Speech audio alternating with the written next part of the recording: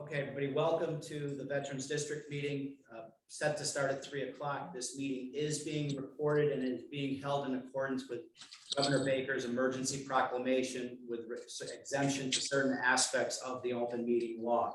Again, the meeting is being recorded. I believe we do have a quorum, and everyone who was asked to be admitted has been admitted to the meeting so far, and others asking will be certainly brought in. That said, the first item on the agenda, and maybe the only item, is the legal status of the district. And before we go too far, I want to start with this and then go to another step. And then Mary and Michelle and Deb, feel free at any time to jump in. We obviously had the emails today from Mike Valenzola, selectman from Wales, and Pamela Dew, executive assistant in Wales, asking about continuing the meeting in as much as their meeting with Veterans Services Secretary Pop had been rescheduled to the week of the 18th. My feeling was we needed to have the meeting anyway, because I believe there's something else to talk about, and we will go on with that. The second part is I wasn't aware that they were meeting with Secretary Pop. Not that, and I have no issue, maybe, I don't know how the rest of you would feel, but I have no issue if they were down there negotiating on the behalf of the district. That's well and good, but I wasn't aware of it. And I don't know that Mary, I don't know if you guys were aware. And again, I'm not worried about it. It is what it is. Do you guys have any thoughts? Or are you okay with that so far? Yeah, I didn't know about the meeting either, but I'm fine that it's going to take place. And it's scheduled for next Thursday, the 14th, Rick. And that's why they asked that the meeting be held the following week. Okay. Because I did talk to Pam a little bit earlier this afternoon. She was going to try to participate by phone. I told her that if what she was going to tell the board was that there was no firm answer yet to our request for a waiver, that it was fine with me if she opted not to make that phone call, because I know she's busy. So she may not be on the meeting. Let me throw something out for those of us that are here. And again, Mary, Michelle, Deb, anytime we'll go through this. I'm going to be looking for a little participation from you, Michelle, and thoughts from everyone. Michelle and I had a conversation yesterday, and part of the conversation was that, and I wasn't aware of this either, but fortunately Michelle had a direct conversation with Evan Manaralakis with regard to the status. And my understanding from that conversation, Michelle, is we were not yet certified because in their eyes, we are still not in compliance. Correct.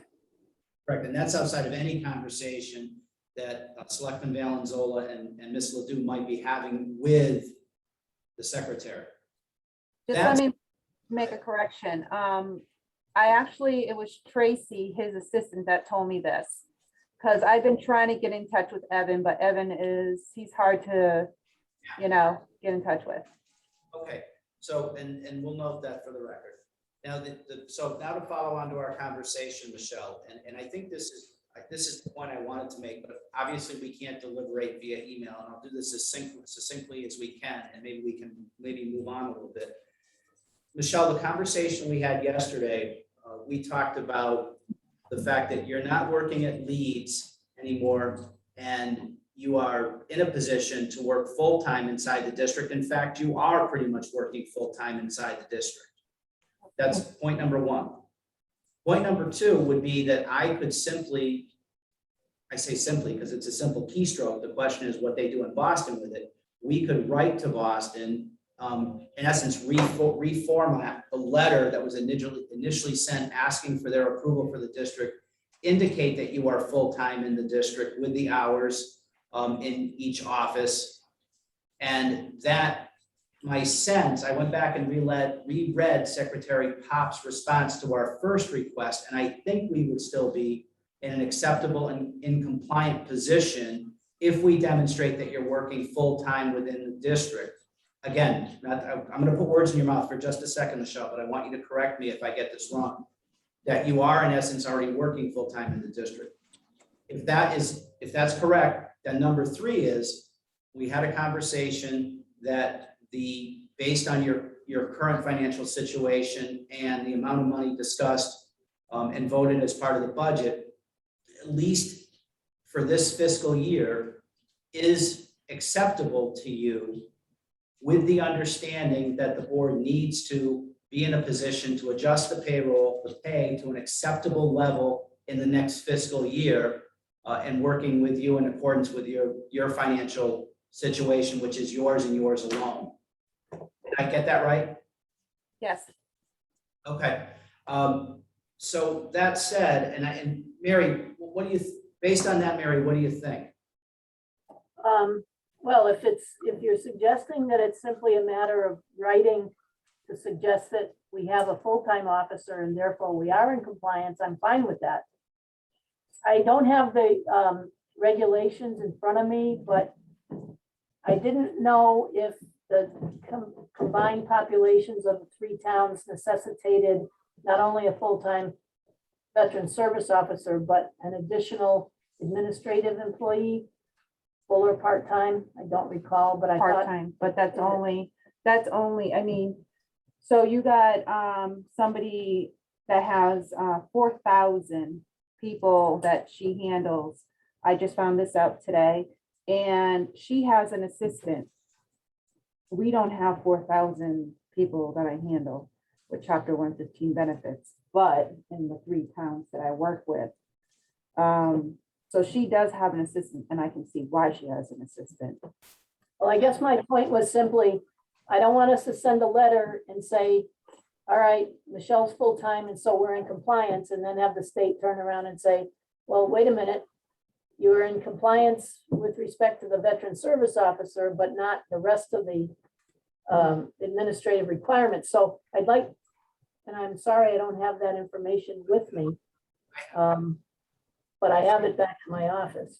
I have it here, Mary, and I share your concern. I suggest that we could write the letter saying that, we have a full-time person, but I also am worried like you, they might come back and say no, because I remembered from the initial letter, and I went back and read it this morning, that discussed the concept of East Long Meadow, because of its population, would require a full-time VSO.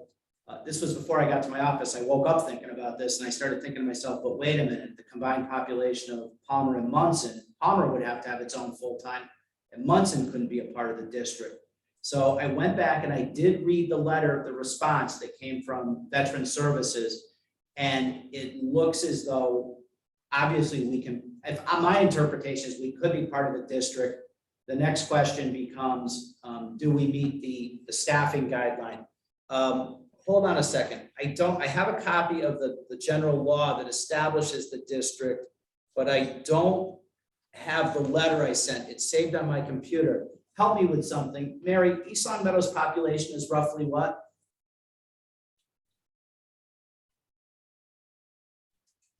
Hello? Mary, I can see them, but I can't hear them. can you hear me, Rick? I can hear you. Now Oh, then- what is East Long Meadow's population? Hang on one second. Okay. Anybody know our population? Yeah. What is it? I'm looking it up. So.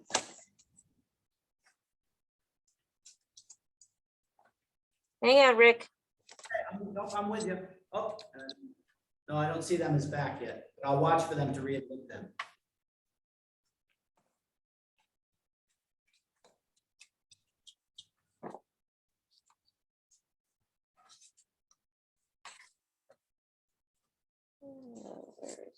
Oh, okay, right here.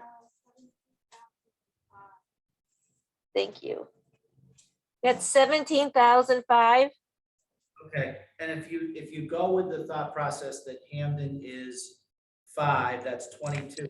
We actually would be in a position that they would in essence also require us to have a full-time clerical person, from what I can see here. Because I think the population, I took the populations off the 2010 census, because that was listed on the Secretary of State's website.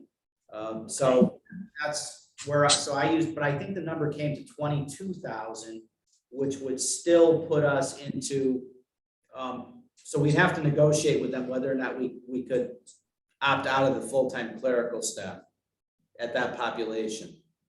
Yeah. So Mary's point's well taken, if we can get Mary back. You know what? But they require a part-time clerical?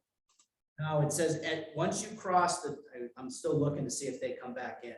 Once you cross the 20,000 threshold, the population of 20,000 aggregate population, you're required to have a full-time PSO, and you are required to have a full-time clerical person. So Mary's point is well taken, Okay, and go from there. In actuality, if we broke up the district, from the looks of this, East Long Meadow would be required to have a full-time director, and clerical staff would be, they'd be required to have, clerical staff would be one part-timer required. And then actually Hamden and Wales would only be, it would be option, we could have a part-time VSO. So that's, we could look at, did we get them back? okay, Mary's calling me, hang on. It's gonna dial Mary, but yeah, so if she's calling you, that's just as well. If you want to mute, go ahead.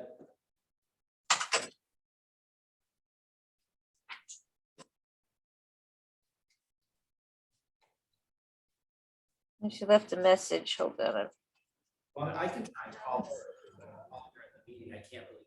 I'm just gonna call her back, I'm not gonna fiddle around with this. If you want to mute while you talk to her, I get that too.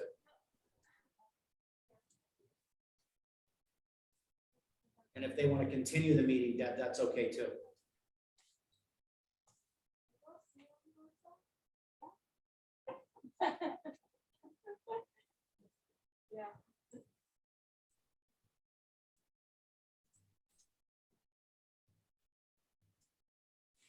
And now she's not answering. I had muted my phone, so I didn't hear it ringing. Right, while you're in a meeting. And I don't see them trying to get back in. I mean, maybe at this point, what I could do is, in as much as we've lost connection and do not have a quorum, I can continue the meeting. I need a motion to continue it, so I probably have to repost it. You want to try her one more time? Yeah, I'll see if she left a message. Oh. Oh, she wants the call-in number for the meeting. The power went down at Council on Aging. Oh, okay. I was wondering why the room was dark. I could see, because I could see. Let's see, so if you would send me, we can call and reconnect. Okay, I'll, I have it if you don't. I can take a picture of I got the meeting posting. Or I can text it to her. Okay, well, we should do both, see what works. Okay, let's do it. I'll text it.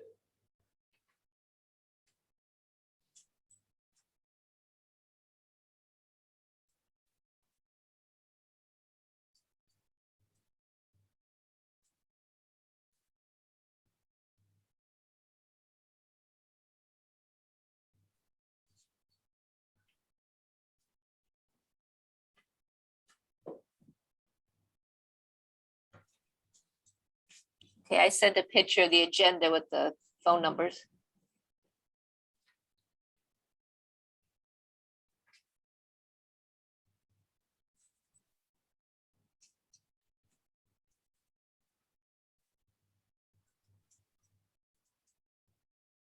Okay, and I sent it to her cell phone, so she could actually just hit it. She should be able to come in.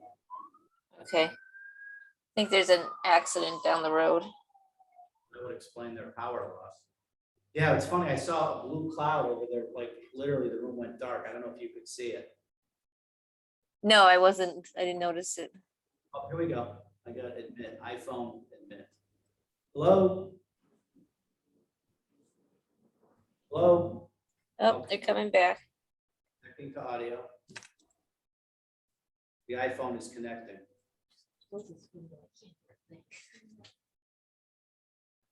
Sorry, it's so loud.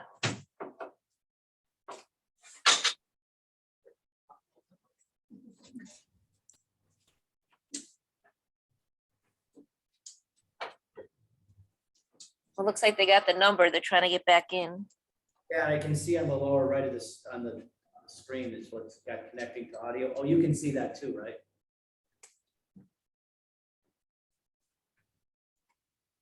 Like I said, if they can't get back, I can declare lack of quorum and end the meeting and then repost. Oh, here we go. Let's try this. This is Mary. Hello? Okay, looks like we've got, Oh, Mary. okay. Mary, is that you? Almost got him. An iPhone that's muted, and I've got, looks like Mary's number. All right, I'm coming out. I hear you. All right, who do we got? You can delete me out. You're there. There we go. Okay, go ahead. So you were at the point where you were saying we Okay, could send a letter. all right, and so I do have, oh, I'm sorry, go ahead, Mary.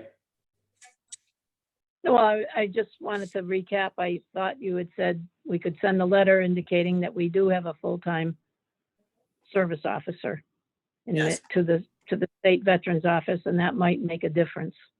Right, now, but Mary, I share your concern about the other requirements, and so it just so happened, I do have a copy of the statute in my file here. And Yeah, Deb gave me the current population of East Long Meadow. When I sent the letter, I used the most recent available information from the Secretary of State, but either way, the district exceeds. No. At that point, it requires a full-time VSO, and it does say a full-time clerical. So the issue becomes, we could send the letter, but that still has us in a position of having to negotiate the clerical person. Because that's what the statute says. Oddly enough, and again, I throw this out there because I think in order to best service the veterans, which is the whole goal, theoretically, if the district split up, East Long Meadow would need a full-time VSO. Hamden and Wales would need a part-time VSO and no clerical help. East Long Meadow would need a full-time VSO and clerical help is optional. So I almost wonder if we shouldn't, I would like to send an email, not to the state first, but I think maybe we need to have a conversation about whether or not it's viable to keep the district together based on the parameters, unless we can get some sway from veteran services. well, I guess that's what we've been waiting for since the beginning, when we knew we were in non-compliance, whether it was on just Michelle's status or some additional administrative requirement. So maybe Mike ought to weigh in. We ought to see if it's something he can address at his meeting in Boston next week. I'd rather not send the letter and create yet another problem without having him have the opportunity to speak with the secretary, if that's who he's meeting with, and determining if Michelle's full-time status is sufficient to get us that waiver, at least for fiscal '22. I agree. And that's why, I mean, I just want to get ready for my next thought would be not, I wouldn't send the letter. It was like if it's a. I guess my chagrin about this whole thing is it's operated with 4 towns with less horsepower than it has right now. And now it becomes an issue, and now we even have somebody full-time. And we're still in danger of the compliance thing when they let it run this way for the last 9 years. That said, clearly Michelle's doing a great job. We have to support her, and we will. But I think, I agree, Mary. I think the best thing for me is to have my hands and let Mike and Pam have that meeting. But in the meantime, I'll send you to the board just so there's some potential options. Everybody can kind of see where we are, so we have, so at least each of us has a full view of what's going on. Does that make sense? This isn't this situation. Yes, it does.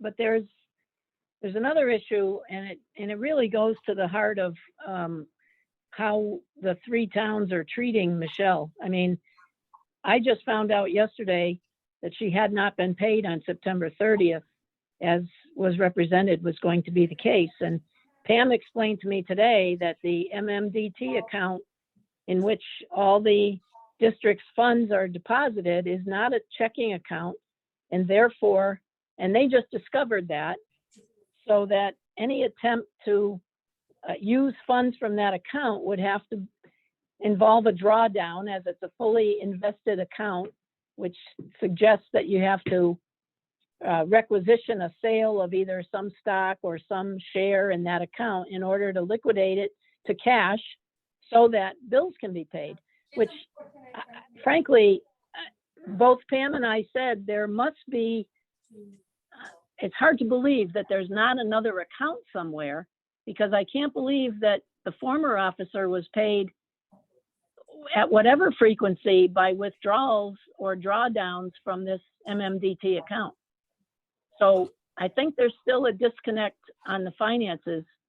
And as important as that is, it's affecting the way we treat Michelle, which is absolutely horrible.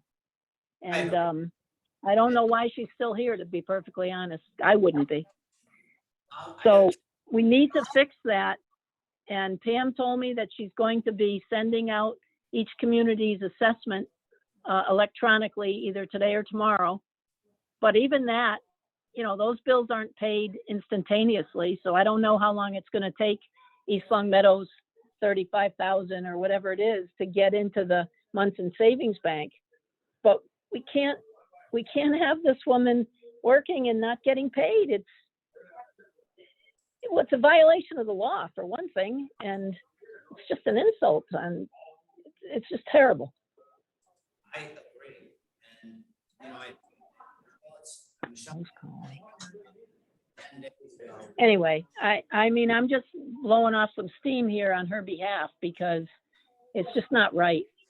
It absolutely is not right. And I don't know where the disconnect is. I don't know if Munson thinks they fully cooperated, but perhaps they didn't.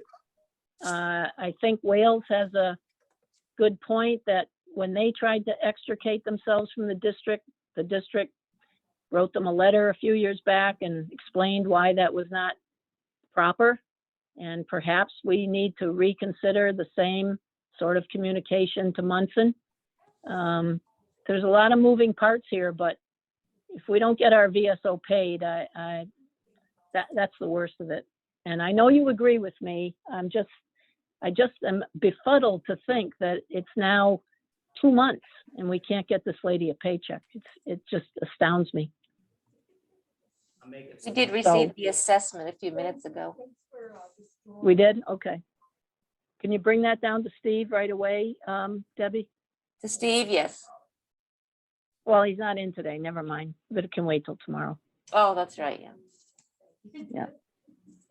I'm just. Anyway, we can't take a vote, or I guess. I mean, there's nothing to vote on. We all know she has to be paid. It's just that when she calls for an explanation and doesn't get one, you know, that's not very courteous either. Agreed. So And I agree. So here's. anyway, No, Mary, I'm glad you're bringing this up, and I told Michelle the same thing. I mean, I'm glad we have to hear these things, and I'm a little lost on the disconnect myself. The last meeting we had, and I give this for background so we all know, because if I'm in Michelle's spot, Mary, you summed it up beautifully, and Michelle's very candid. She goes to bat for herself very well, and I'm happy to speak. I'm always glad to talk to her. I guess what's confusing to me, and I'm bothered somewhat the same of what disconnect we have, is that after our last meeting, I went down to Munson. I was only there for 10 minutes, and they handed me all the books and a checkbook. I'm sorry, let me back up a step. They had given me those items quite some time ago. And then we had some issues with the payroll, you know, getting the account transferred over. After the last meeting, I went to Munson. I was only there for 3 or 4 minutes. The treasurer handed me the paperwork to get Rod onto the account. I took it to Wales, and then they said they were gonna, from that standpoint, they felt they were all set. I gave them all the information, including the checkbook that's attached to that account. And then I never heard another word until Michelle and I talked probably about a week ago, and she told me that she hadn't been paid, and she reached out and still hadn't heard back. And so I made a phone call, I never heard back. So my point here is, there's a meeting set up with the secretary, which is all well and good to go to bat for the district. Then now we find there's some issues with the checking account, and I didn't know of any of these. So clearly we have a disconnect because we're not all communicating. And the one getting lost, the baby in the bathwater here, is Michelle, and we've got to solve this. And so I mean, again, we can beat it to death. I think we all would support Michelle in this endeavor. But we need to get an answer. I had no idea there was an issue with the account, any drawdowns or anything like that. You know, my understanding. Well, was- I'd be interested to know, Rick, if when John Comerford was being paid by the treasurer in Munson, do you think that they drew down on that MMDT account for every one of his checks? I find that hard to believe. So there had to be some liquidity somewhere. Because Pam made a very good point today. You know, the market has been kind of up and down the last week or 10 days. So if we liquidate shares in that account now in order to create cash to meet payroll, we could be losing money too, which is why it's extremely hard for me to comprehend why or whether or not there's not a cash reserve somewhere.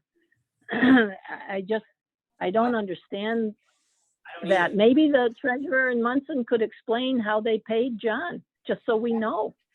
I'm gonna go over there tomorrow. I'm gonna ask. I would definitely. get Well, an it might be solve a little bit of the puzzle, because you know it's just unacceptable situation, and not only for Michelle, but she's pointed out also that you know we've had she now cannot service the veterans the way she wants to. And they're the real reason for her in particular, but us in general, being here. And, you know, it's embarrassing to her not to be able to perform the way she wants to. And I'm sure it's frustrating for the vets, and it just needs answers, that's all.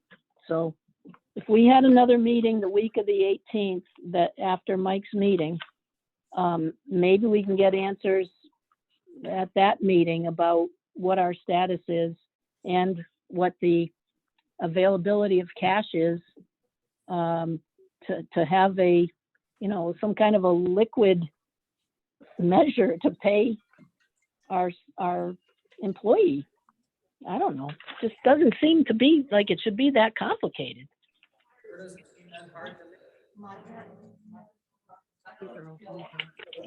That's not even all of them.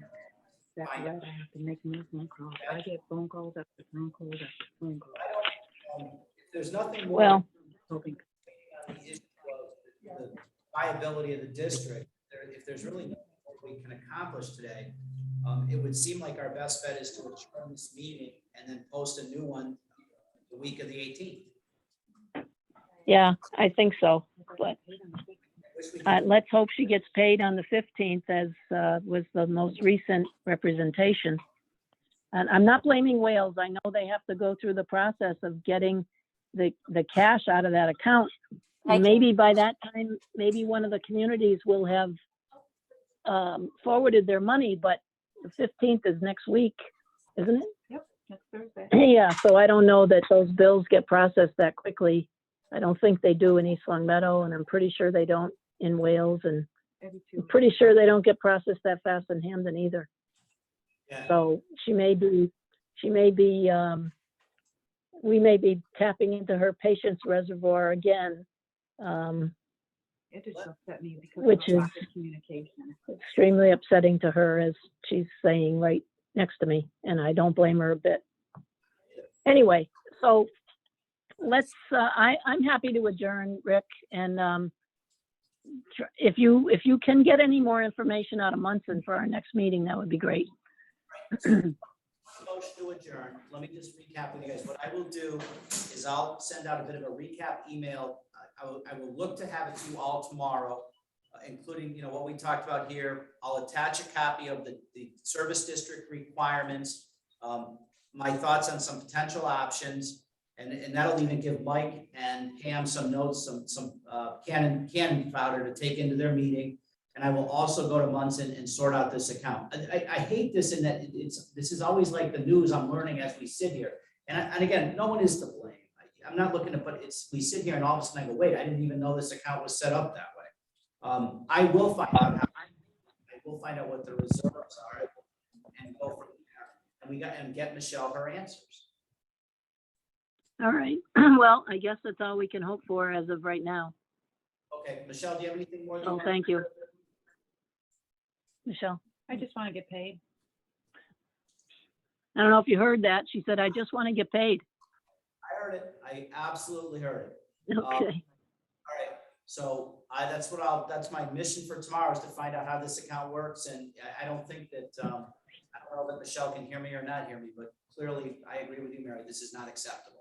And now it's getting a little bit to me that you hear this stuff as we sit in the meeting. But again, no one's to blame. We're all doing the best we can. We'll go from there. That said, could I have a motion to adjourn? Yes, you do. So moved. Best I can as the chair, in absence of a quorum, I would second it, and the meeting is adjourned, and I will get a new agenda out for the next meeting. All right. Thank you, Rick. Thanks, Rick. Bye.